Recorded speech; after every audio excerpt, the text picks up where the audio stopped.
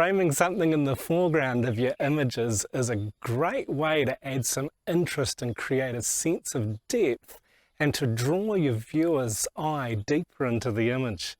You need to look not only at your subject and what's behind it, but you've also got to ask yourself, what can I put in front of my subject to help draw interest into the photo and give it some dimension. Photos are two-dimensional, but we see in 3 dimensions. So sometimes to create a more interesting photo, it's great to add something in the foreground.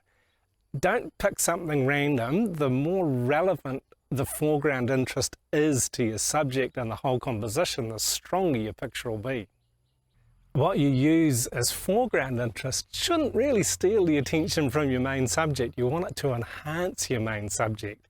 So in some situations too, your actual main subject can be something that helps to create that depth and lead the viewer's eye into your image. As in this photograph of the Aka woman picking tea, the woman right in the front, I've positioned her there, and then the other woman I placed behind them, but they work to draw your image right through into the mountains behind them and show the scope and the scape of the land there. Sometimes you can use people in landscapes. It's in this photo of the Auckland Harbour Bridge with a silhouetted person in front of it. That helps to draw your eye into the photo and create a bit more interest in the picture. If it was just the water, the light reflecting off the water is lovely, but it just gives a little bit more lift having the person there. And in a series of photos I made at the Franz Josef Glacier, I used these ice rocks in the foreground, though this picture doesn't really show you the scale of these ice rocks. Some of them were as tall as me.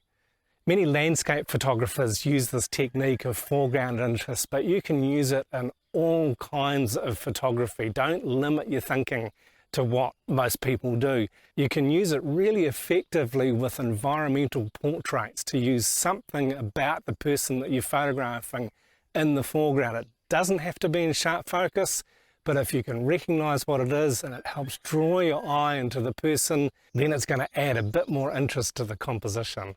So your challenge for this technique is to take some photos, maybe landscapes or cityscapes, maybe seascapes, or try an environmental portrait with foreground interest. Add something in the foreground of your image to enhance your main subject and draw the viewer's eye into it.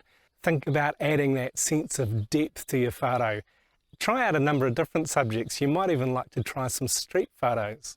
I hope you've learned something from this video. If you have, give us a like. And if you're new to our channel, you can click the subscribe button and the bell icon so you can stay up to date when we release new videos.